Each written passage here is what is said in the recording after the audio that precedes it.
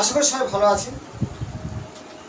বৃহত্তম শাস্ত্র জ্যোতিষ শাস্ত্রের যে মনীষীদের কথা আমার সাথে তুলে ধরছি, বাড়িতে বসে নিজের সন্তানের হাত নিজের হাত মিলান বিভিন্ন তত্ত্ব আমার সামনে দিয়ে দিচ্ছি।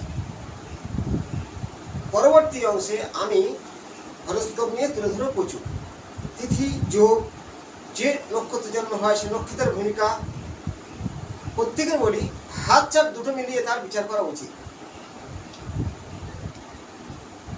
আজ যে বিষয়টা আমি তুলে ধরব, সন্তান কেন হচ্ছে না বা হয়েছে, বা সন্তান রেখা কোনটা বলে, বা কন্যা সন্তান না পুত্র সন্তান, অনেকে প্রশ্ন থাকতেই পারে। সেই সম্বন্ধে কিছু তত্ত্ব, যেমন জন্মকুণ্ডলিতে পঞ্চম ঘর থেকে সন্তান বিচার করা সপ্তম ঘর থেকেও করা। আর গ্রহদের মধ্যে মঙ্গলের ভূমিকা থাকবে ব্লাডকে দেখে, চন্দ্রের ভূমিকা জল, আর জল ব্লাড মিশ্রিতভাবে যে ঋতু তৈরি হয়, তেমন শুক্রের ভূমিকা আছে ডিম্বাণু তৈরি করে। তা এই তিনটে গ্রহের উপরে খুব জোর দিয়ে বিচার করে সন্তান রেখা বিচার করতে হয়, এবং হরস্কোপও তাই।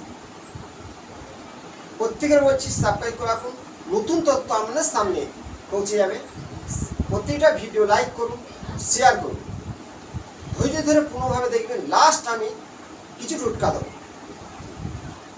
এইটি হাত প্রথমে দেখায়, এটা হলো শুক্রের স্থান। শুক্রের মাউন্টে এই যে ঊর্ধ্বগামী রেখা আছে, এই রেখা এই যে জব, নক্ষত্র, তীর, ক্রস, বৃত্ত বা আড়ে রেখা বারবার ছেদ করা, রেখাগুলোর ওপরে, সাইডে নয়, ঠিক রেখার ওপর যদি তীর, জব, ক্রস, নক্ষত্র থাকে ঊর্ধ্বগামী রেখার ওপরে, তাহলে সন্তান ধারণার অক্ষমতা হয়ে থাকে, সে পুরুষ হোক বা নারী হোক। এই ধরনের। এবার দেখাবো, এটা মঙ্গল স্থান। এই মঙ্গল স্থানে যদি ওই রকম এই স্থানটা ডাবা আছে, মানে মঙ্গল স্থানটা খালা, এখানে নক্ষত্র আছে, তীর থাকতে পারে, বৃত্তর চিহ্ন থাকতে পারে, জব চিহ্ন থাকতে পারে। এই ধরনের চিহ্ন থাকলে মঙ্গল ডিস্টার্ব করলো, এই মঙ্গল গ্রহ সেই জাতকদের ব্লাড কানেকশন সমস্যা, মানে গাইনোকর্ম সৃষ্টি হয়, সেই নারীদের ক্ষেত্রে। সন্তান ধারণের অক্ষমতা হতেই পারে, তার সঙ্গে আরো অনেক কিছু দেখার প্রয়োজন আছে। শুক্র ও মঙ্গল এবার দেখাবো। যেমন বললাম, চন্দ্র জল, মঙ্গল ব্লাড, দুটো মিশ্রিত হবে এটা তৈরি হয়। তার থেকে সেই থেকে গর্ভধারণ তৈরি হয় নারীদের ক্ষেত্রে। পুরুষদের ক্ষেত্রে ডিম্বাণু তৈরি হয়। শুক্র যদি মৃত হয়, সেই প্রশ্নগুলো মেডিকেল দেখবে। এবার হস্তরেখার মধ্যে সিম্বলগুলো জানাবো সন্তান না হওয়ার কারণ।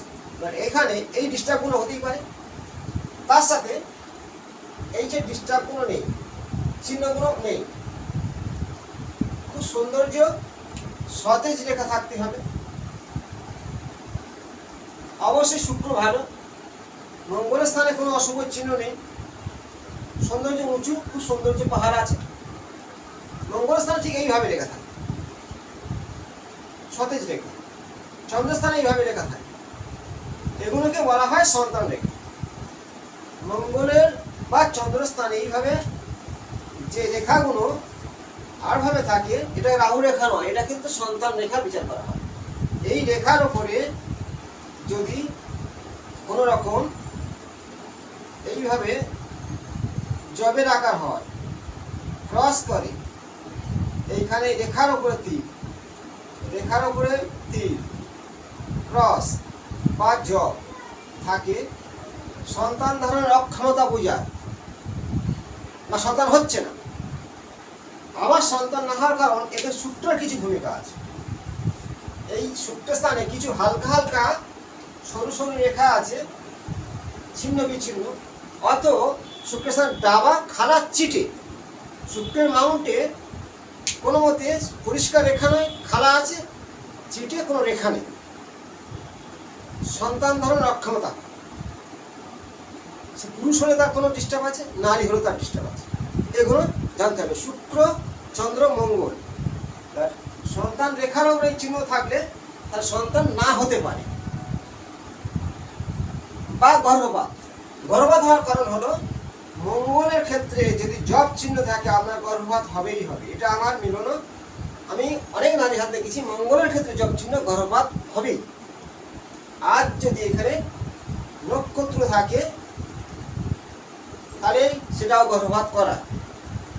ব্লাড ক্ষরণ হয়, বৃত্ত চিহ্নই হয়, তিল চিহ্নই হয়, এগুলো ঘটতে থাকে, গর্ভপাত হওয়ার প্রবল লক্ষণ থাকে। মঙ্গল বলা হয় নেগেটিভ।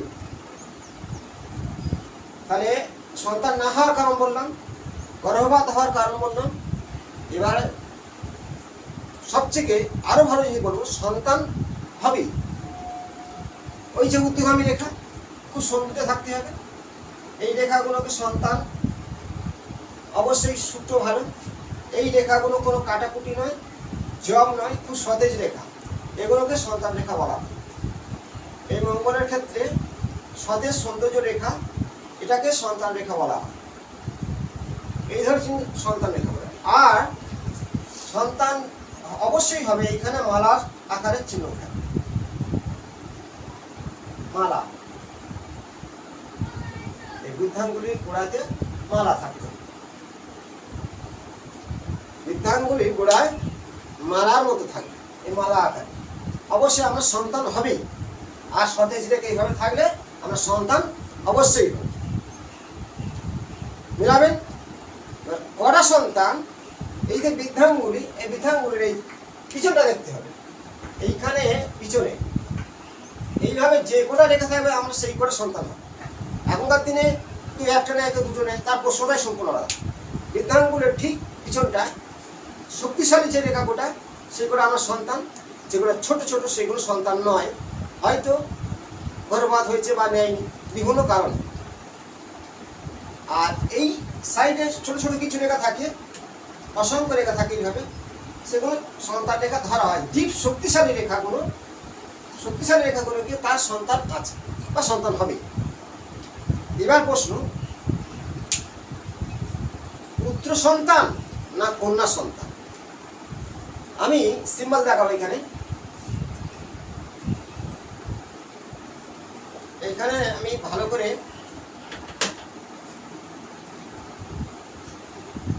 পুত্র সন্তান না কন্যা সন্তান এই রেখার উপর নির্ভর করবে আপনার নারী হোক বা পুরুষ হোক, দুজনের হাত মিলাতে হবে। এই যে রেখা,